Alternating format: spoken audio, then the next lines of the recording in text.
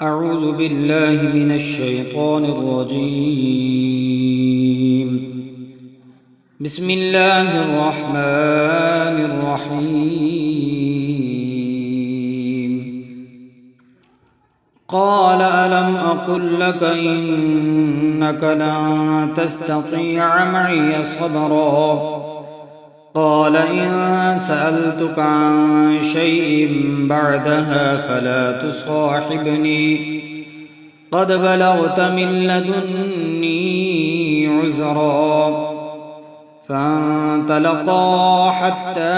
إذا أتيا أهل قرية استطعما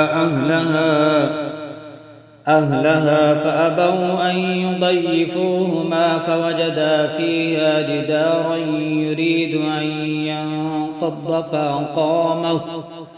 قال لو شئت لاتخذت عليه أجرا قال هذا فراق بيني وبينك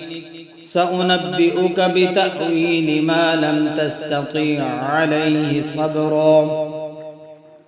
أما السفينة فكانت لمساكين يعملون في البحر فأردت أن أعيبها وكان وراءهم ملك يأخذ كل سفينة غصبا وأما الغلام فكان أبواه مؤمنين فخشينا أن يرهقهما طغيانا وكفرا فأردنا أن يبدلهما ربهما خيرا منه زكاة وأقرب رحما وأما الجدار فكان لغلامين يتيمين في المدينة وكان تحته كنز لهما وكان أبوهما صالحا فأراد ربك أن يبلغا أشدهما ويستخرجا كنزهما رحمة من ربك وما فعلته عن أمري ذلك تأويل ما لم تستطع عليه صبرا ويسألونك عن ذي القرنين قل سأتلو عليكم منه ذكرا إنا مكنا له في الأرض وآتيناه من كل شيء سببا فأتبع سببا حتى إذا بلغ مغرب الشمس وجدها تغرب في عين حمئة ووجد عندها قوما قلنا يا ذا القرنين إما أن تعذب وإما أن تتخذ فيهم حسنا قال أما من ظلم فسوف نعذبه ثم يرد إلى ربه فيعذبه عذابا نكرا وأما من آمن وعمل صالحا فله جزاء الحسنى وسنقول له من أمرنا يسرا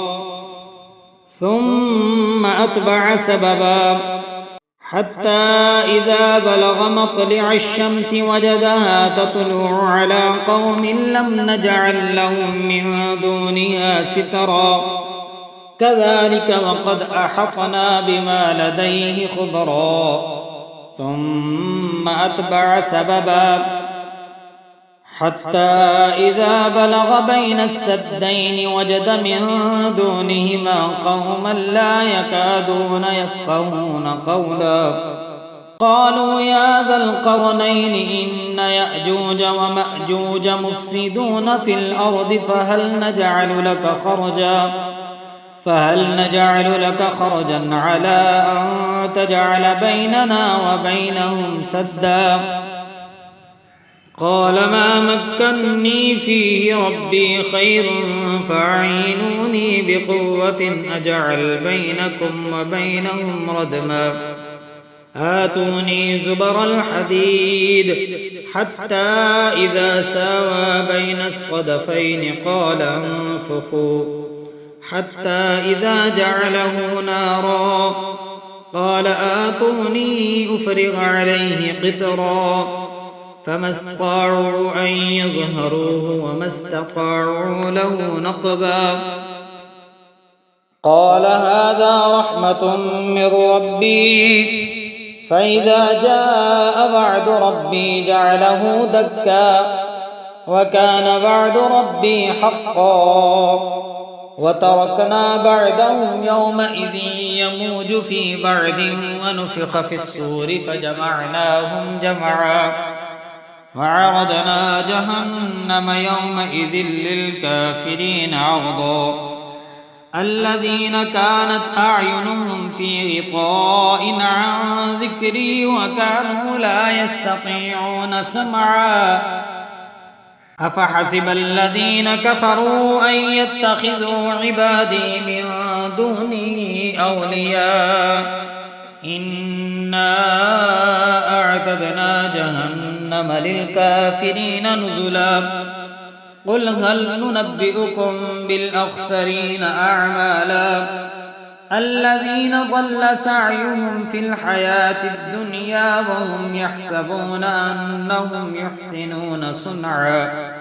أولئك الذين كفروا بآيات ربهم ولقائه فحبطت أعمالهم فلا نقيم لهم يوم القيامة وزنا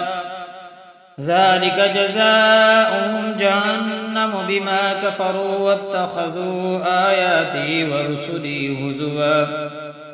إن الذين آمنوا وعملوا الصالحات كانت لهم جنات الفردوس نزلا خالدين فيها لا يبغون عنها حولا قل لو كان البحر مدادا لكلمات ربي لنفد البحر قبل أن تنفد كلمات ربي ولو جئنا بمثله مددا قل إنما أنا بشر مثلكم يوحى إلي أنما إلهكم إله واحد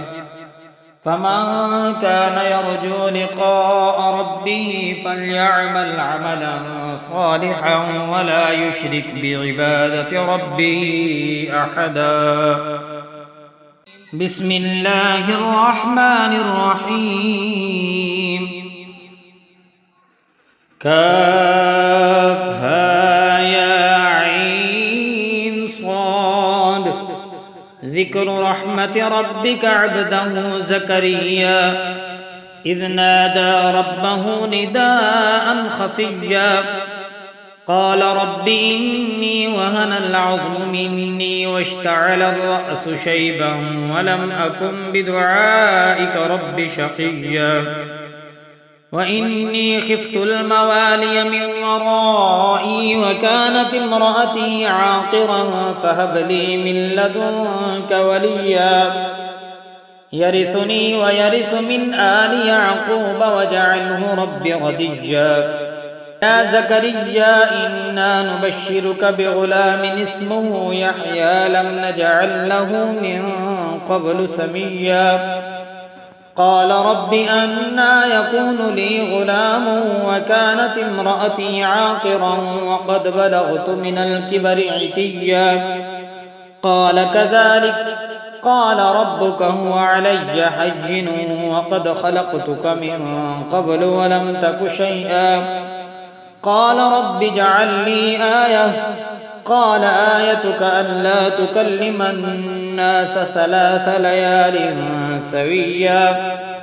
فخرج على قومه من المحراب فأوحى إليهم أن سبحوا بكرة وعشيا يا يحيى خذ الكتاب بقوة وآتيناه الحكم صبيا وحنانا من لدنا وزكاة وكان تقيا وبرا بوالديه ولم يكن جبارا عصيا وسلام عليه يوم ولد ويوم يموت ويوم يبعث حيا. واذكر في الكتاب مريم إذ انتبذت من أهلها مكانا شرقيا فاتخذت من دونهم حجابا فأرسلنا إليها روحنا فتمثل لها بشرا سويا.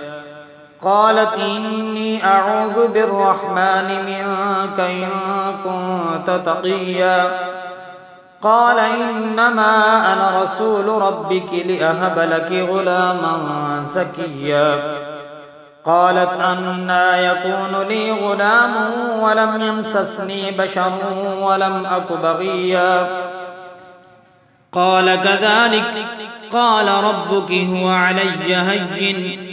ولنجعله آية للناس ورحمة منا وكان أمرا مقضيا. فحملته فانتبذت به مكانا قصيا فأجاءها المخاض إلى جذع النخلة قالت يا ليتني مت قبل هذا وكنت نسيا منسيا. فناداها من تحتها ألا تحزني قد جعل ربك تحتك سريا وهزي إليك بجذع النخلة تساقط عليك رطبا جنيا. فكلي واشربي وقضي عينا فإما ترين من البشر أحدا فقولي إني نذرت للرحمن صوما فلن أكلم اليوم إنسيا. فأتت به قومها تحمله قالوا يا مريم لقد جئت شيئا فريا. يا أخت هارون ما كان أبوك امرأ سوء وما كانت أمك بغيا. فأشارت إليه قالوا كيف نكلم من كان في المهد صبيا. قال إني عبد الله آتاني الكتاب وجعلني نبيا وجعلني مباركا أينما كنت وأوصاني بالصلاة والزكاة ما دمت حيا وبرا بوالدتي ولم يجعلني جبارا شقيا. والسلام علي يوم ولدت ويوم أموت ويوم أبعث حيا. ذلك عيسى ابن مريم قول الحق الذي فيه يمترون. ما كان لله أن يتخذ من ولد سبحانه إذا قضى أمرا فإنما يقول له كن فيكون. وإن الله ربي وربكم فاعبدوه هذا صراط مستقيم. فاختلف الأحزاب من بينهم فويل للذين كفروا من مشهد يوم عظيم. أسمع بهم وأبصر يوم يأتوننا لكن الظالمون اليوم في ضلال مبين. وأنذرهم يوم الحسرة إذ قضي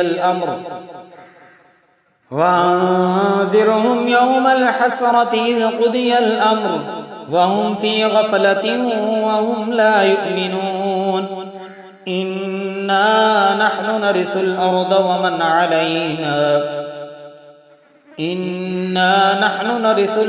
ومن عليها وإلينا يرجعون.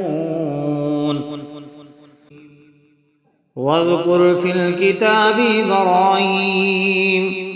إنه كان صديقا نبيا إذ قال لأبيه يا أبت لم تعبد ما لا يسمع ولا يبصر ولا يغني عنك شيئا. يا أبت إني قد جاءني من العلم ما لم يأتك فاتبعني أهدك صراطا سويا. يا أبت لا تعبد الشيطان إن الشيطان كان للرحمن عصيا يا أبت إني أخاف أن يمسك عذاب من الرحمن فتكون للشيطان وليا قال أراغب أنت عن آلهتي يا إبراهيم لئن لم تنته لأرجمنك فاهجرني مليا قال سلام عليك سأستغفر لك ربي إنه كان بي حفيا وأعتزلكم وما تدعون من دون الله وأدعو ربي عسى ألا أكون بدعاء ربي شقيا عسى ألا أكون بدعاء ربي شقيا فلما اعتزلهم وما يعبدون من دون الله وهبنا له إسحاق ويعقوب وكلا جعلنا نبيا ووهبنا لهم من رحمتنا وجعلنا لهم لسان صدق عليا واذكر في الكتاب موسى إنه كان مخلصا وكان رسولا نبيا وناديناه من جانب الطور الأيمن وقربناه نجيا ووهبنا له من رحمتنا أخاه هارون نبيا واذكر في الكتاب إسماعيل إنه كان صادق الوعد وكان رسولا نبيا وكان يأمر أهله بالصلاة والزكاة وكان عند ربه مرضيا واذكر في الكتاب إدريس إنه كان صديقا نبيا ورفعناه مكانا عليا أولئك الذين أنعم الله عليهم من النبيين من ذرية آدم وممن حملنا مع نوح ومن ذرية إبراهيم وإسرائيل وممن هدينا واجتبينا إذا تتلى عليهم آيات الرحمن خروا سجدا وبكيا فخلف من بعدهم خلف أضاعوا الصلاة واتبعوا الشهوات فسوف يلقون غيا إلا من تاب وآمن وعمل صالحا فأولئك يدخلون الجنة ولا يظلمون شيئا جنات عدن التي وعد الرحمن عباده بالغيب إنه كان بعده مأتيا لا يسمعون فيها لغوا إلا سلاما ولهم رزقهم فيها بكرة وعشيا تلك الجنة التي نورث من عبادنا من كان تقيا وما نتنزل إلا بأمر ربك له ما بين أيدينا وما خلفنا وما بين ذلك وما كان ربك نسيا رب السماوات والأرض وما بينهما فاعبده واصطبر لعبادته هل تعلم له سميا ويقول الإنسان أئذا ما مت لسوف أخرج حيا أولا يذكر الإنسان أنا خلقناه من قبل ولم يك شيئا فوربك لنحشرنهم والشياطين ثم لنحضرنهم حول جهنم جثيا فوربك لنحشرنهم والشياطين ثم لنحضرنهم حول جهنم جثيا ثم لننزعن من كل شيعة أيهم أشد على الرحمن عتيا ثم لنحن أعلم بالذين هم أولى بها صليا وإن منكم إلا واردها كان على ربك حتما مقضيا ثم ننجي الذين اتقوا ونذر الظالمين فيها جثيا وإذا تتلى عليهم آياتنا بينات قال الذين كفروا للذين آمنوا أي الفريقين خير مقاما وأحسن نديا وكم أهلكنا قبلهم من قرن هم أحسن أثاثا ورئيا قل من كان في الضلالة فليمدد له الرحمن مدا حتى إذا رأوا ما يوعدون إما العذاب وإما الساعة فسيعلمون من هو شر مكانا وأضعف جندا ويزيد الله الذين اهتدوا هدى والباقيات الصالحات خير عند ربك ثوابا وخير مردا والباقيات الصالحات خير عند ربك ثوابا وخير مردا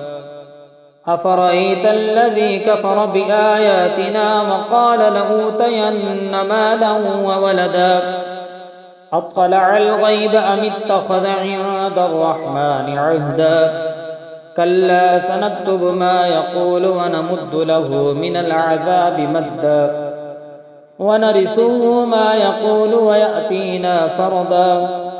واتخذوا من دون الله آلهة ليكونوا لهم عزا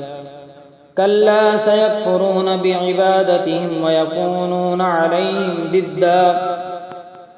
ألم تر أنا أرسلنا الشياطين على الكافرين تؤزهم أزا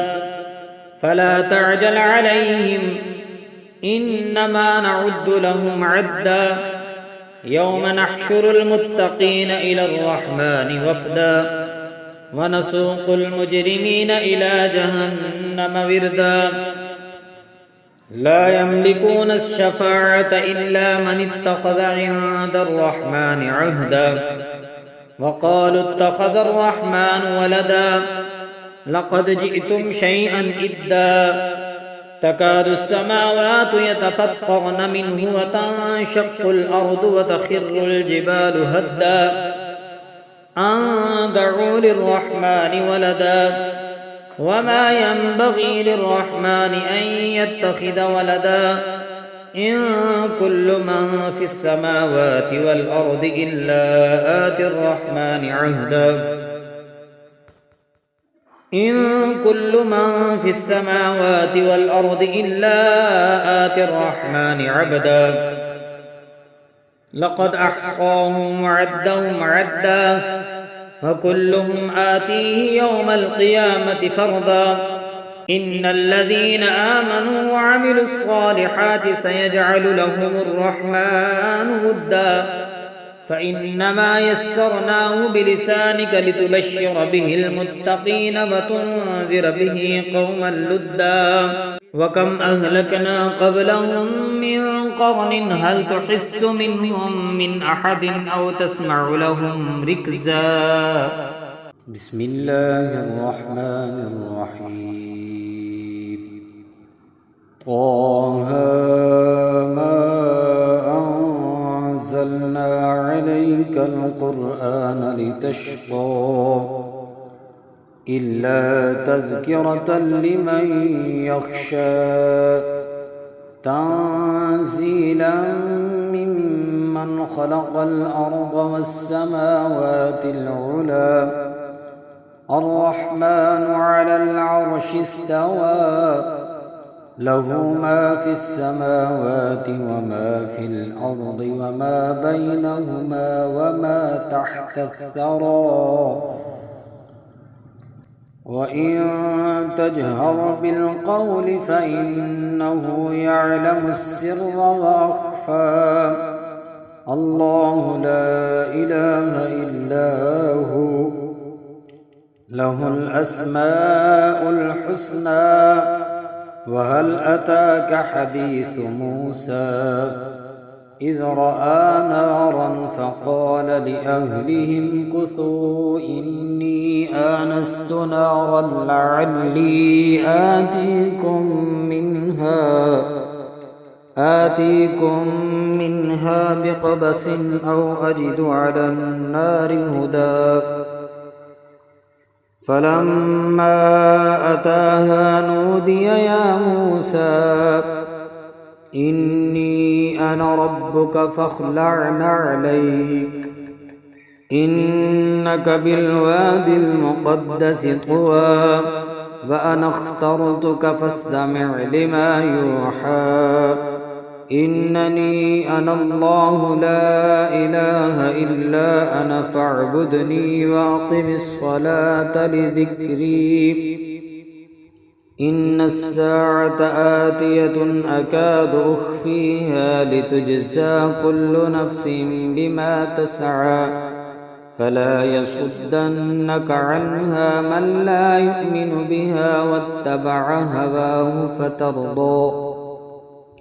فلا يصدنك عنها من لا يؤمن بها واتبع هواه فترضى وما تلك بيمينك يا موسى قال هي عصاي أتوكأ عليها وأهش بها على غنمي ولي فيها مآرب أخرى قال ألقها يا موسى فألقاها فإذا هي حية تسعى قال خذها ولا تخف سنعيدها سيرتها الأولى واضمم يدك إلى جناحك تخرج بيضاء من غير سوء آية أخرى لنريك من آياتنا الكبرى اذهب إلى فرعون إنه طغى قال رب اشرح لي صدري ويسر لي أمري واحلل عقدة من لساني يفقه قولي واجعل لي وزيرا من أهلي هارون أخي اشدد به أزري وأشركه في أمري كي نسبحك كثيرا ونذكرك كثيرا إنك كنت بنا بصيرا قال قد أوتيت سؤلك يا موسى ولقد مننا عليك مرة أخرى إذ أوحينا إلى أمك ما يوحى أن اقذفيه في التابوت فاقذفيه في اليم فليلقه اليم بالساحل يأخذه عدو لي وعدو له وألقيت عليك محبة مني ولتصنع على عيني إذ تمشي أختك فتقول هل أدلكم على من يكفله فرجعناك إلى أمك كي تقر عينها ولا تحزن وقتلت نفسا فنجيناك من الغم وفتناك فتونا فلبثت سنين في أهل مدين ثم جئت على قدر يا موسى واصطنعتك لنفسي اذهب أنت وأخوك بآياتي ولا تنيا في ذكري اذهبا إلى فرعون إنه طغى فقولا له قولا لينا لعله يتذكر أو يخشى قالا ربنا إننا نخاف أن يفرط علينا أو أن يطغى قال لا تخافا إنني معكما أسمع وأرى فأتياه فقولا إنا رسولا ربك فأرسل معنا بني إسرائيل ولا تعذبهم قد جئناك بآية من ربك والسلام على من اتبع الهدى إنا قد أوحي إلينا أن العذاب على من كذب وتولى قال فمن ربكما يا موسى قال ربنا الذي أعطى كل شيء خلقه ثم هدى قال فما بال القرون الأولى قال علمها عند ربي في كتاب لا يضل ربي ولا ينسى الذي جعل لكم الأرض مهدا وسلك لكم فيها سبلا وأنزل من السماء ماء فأخرجنا به أزواجا من نبات شتى كلوا ورعوا أنعامكم إن في ذلك لآيات لأولي النهى منها خلقناكم وفيها نعيدكم ومنها نخرجكم تارة أخرى ولقد أريناه آياتنا كلها فكذب وأبى قال أجئتنا لتخرجنا من أرضنا بسحرك يا موسى فلنأتينك بسحر مثله فاجعل بيننا وبينك موعدا لا نخلفه نحن ولا أنت مكانا سوى قال موعدكم يوم الزينة وأن يحشر الناس ضحى فتولى فرعون فجمع كيده ثم أتى قال لهم موسى ويلكم لا تفتروا على الله كذبا فيسحتكم بعذاب وقد خاب من افترى فتنازعوا أمرهم بينهم وأسروا النجوى قالوا إن هذان لساحران يريدان أن يخرجاكم من أرضكم بسحرهما ويذهبا بطريقتكم المثلى فأجمعوا كيدكم ثم أتوا صفا وقد أفلح اليوم من استعلى قالوا يا موسى إما أن تلقي وإما أن نكون أول من ألقى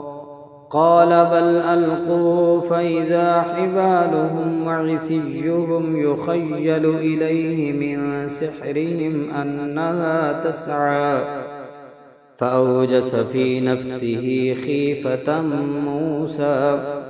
قلنا لا تخف إنك أنت الأعلى وألق ما في يمينك تلقف ما صنعوا إنما صنعوا كيد ساحر ولا يفلح الساحر حيث أتى فألقي السحرة سجدا قالوا آمنا برب هارون وموسى قال آمنتم له قبل أن آذن لكم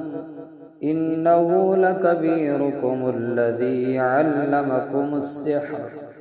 فلأقطعن أيديكم وأرجلكم من خلاف ولأصلبنكم في جذوع النخل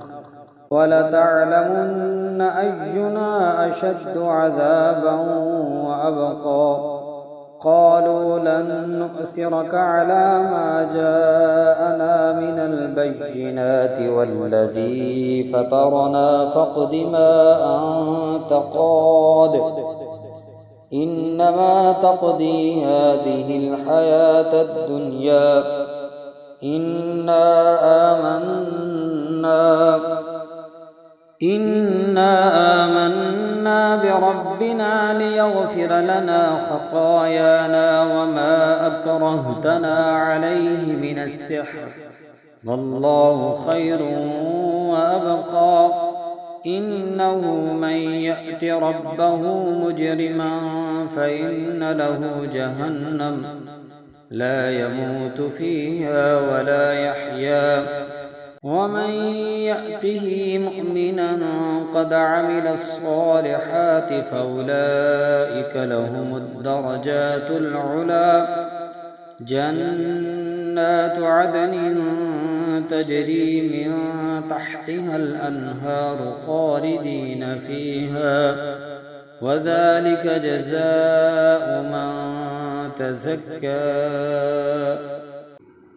ولقد أوحينا إلى موسى أن أسر بعبادي فاضرب لهم طريقا في البحر يبسا لا تخاف دركا ولا تخشى فأتبعهم فرعون بجنوده فغشيهم من اليم ما غشيهم وأضل فرعون قومه وما هدى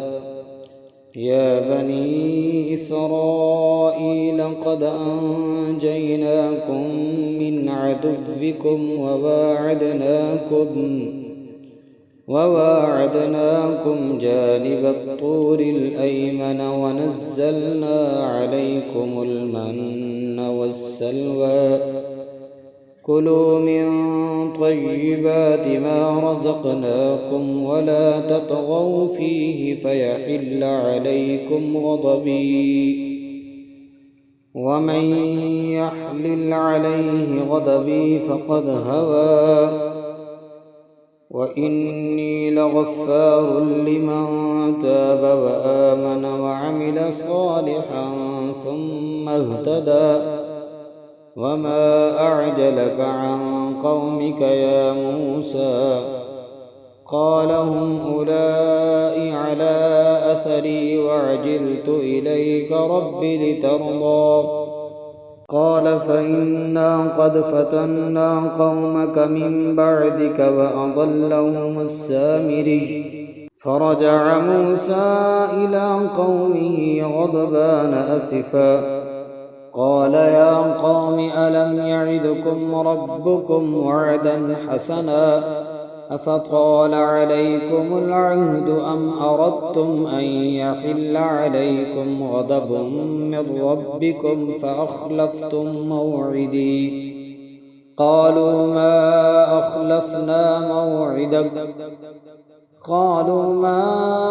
أخلفنا موعدك بملكنا ولكننا حملنا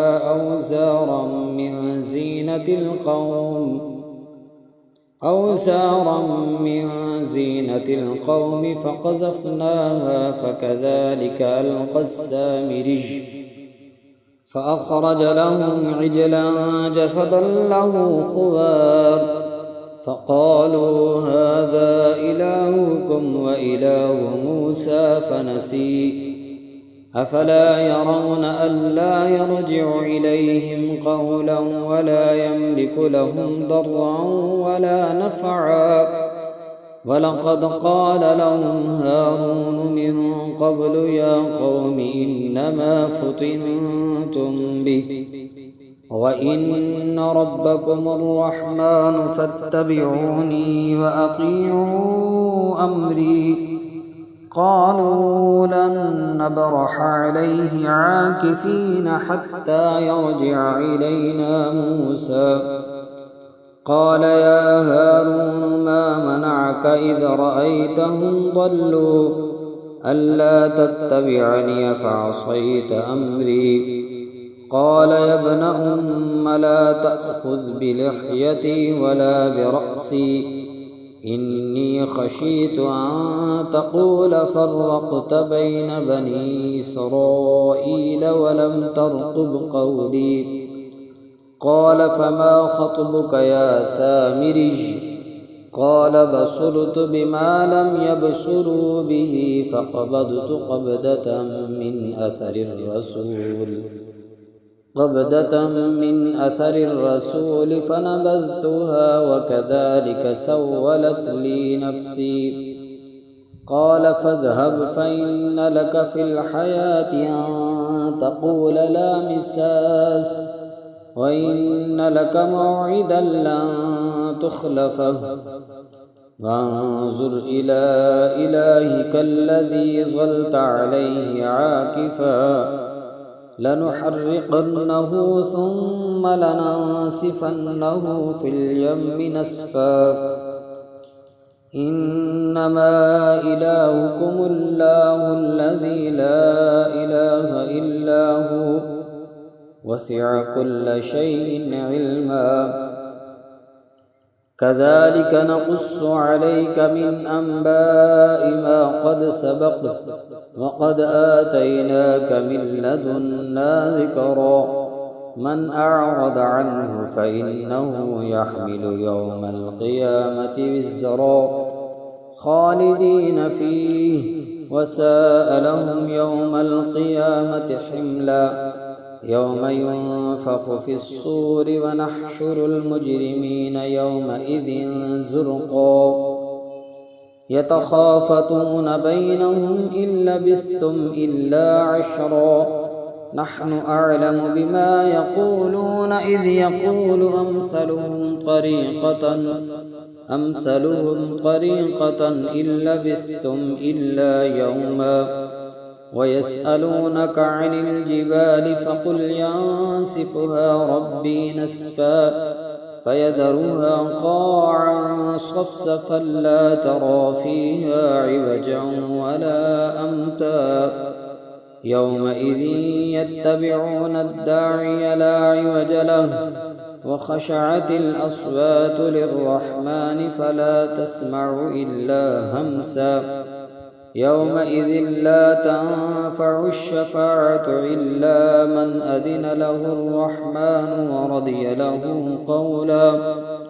يعلم ما بين أيديهم وما خلفهم ولا يحيطون به علما.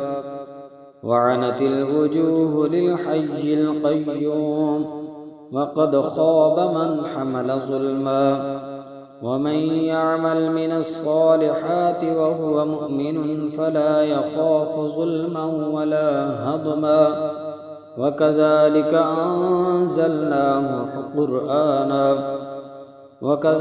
أنزلناه قرآنا عربيا وصرفنا فيه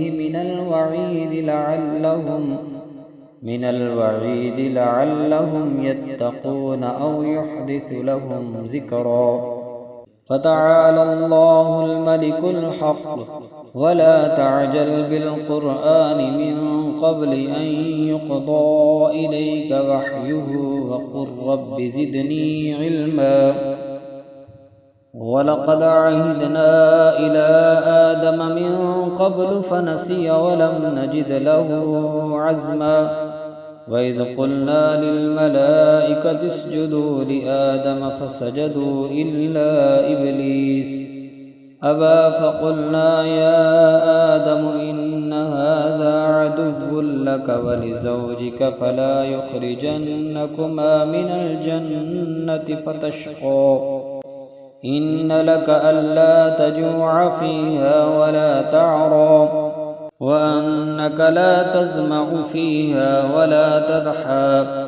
فوسوس إليه الشيطان قال يا آدم هل أدلك على شجرة الخلد وملك لا يبلى. فأكلا منها فبدت لهما سوآتهما وطفقا يخصفان عليهما من ورق الجنة. وعصى آدم ربه فغوى ثم اجتباه ربه فتاب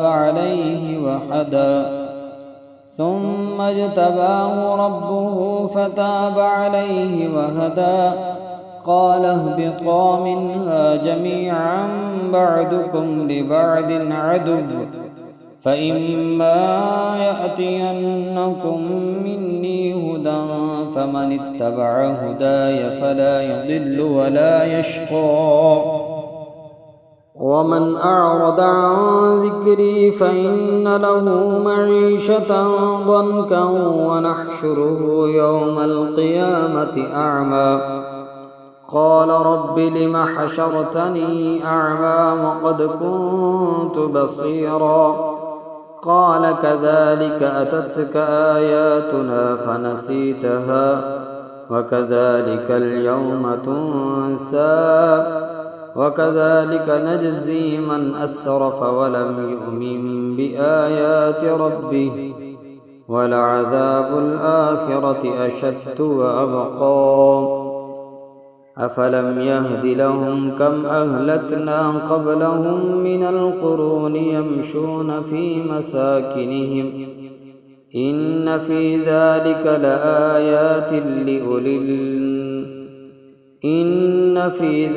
لآيات لأولي النهى ولولا كلمة